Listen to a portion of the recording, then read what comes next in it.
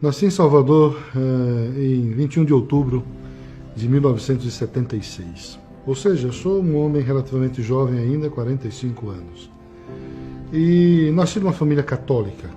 E a decisão de ser sacerdote, melhor, a gente não decide. O chamado que a gente escuta de Deus aconteceu aos meus 19 anos.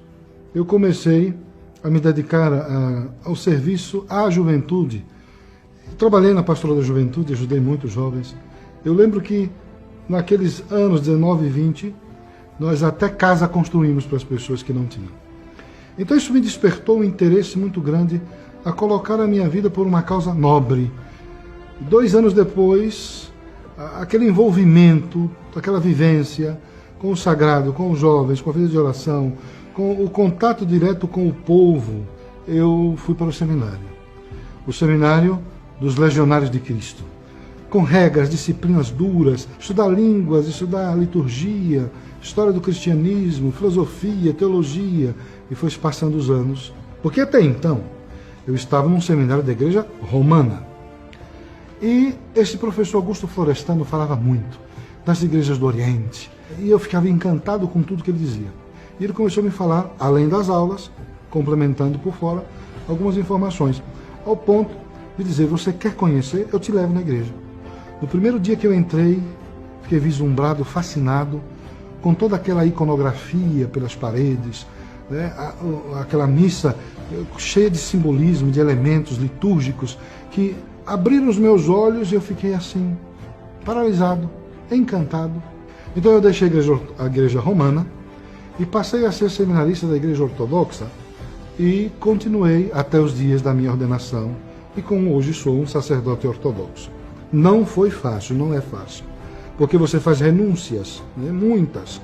Né? Primeira renúncia, você faz a renúncia por construir uma família, mas depois você descobre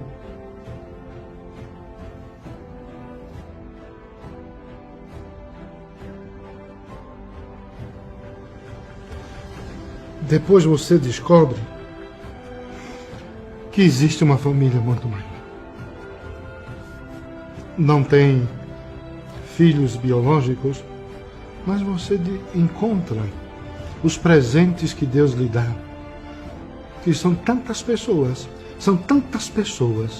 de diversas situações e etnias, que cruzam o seu caminho dado pela providência, que você descobre quão grande é a sua família. Às vezes fica difícil falar porque eu vivo isso à flor da pele todo dia. Eu estou com pessoas que tiveram que abandonar os seus países por serem perseguidos por este comunismo e socialismo que está destruindo vidas, nações. E eu fui ver com os meus olhos e pude trazer essas pessoas para cá e ouvir as suas histórias. E comecei a pensar, meu Deus, como é que pode um chefe de uma nação fazer isso com o seu próprio povo?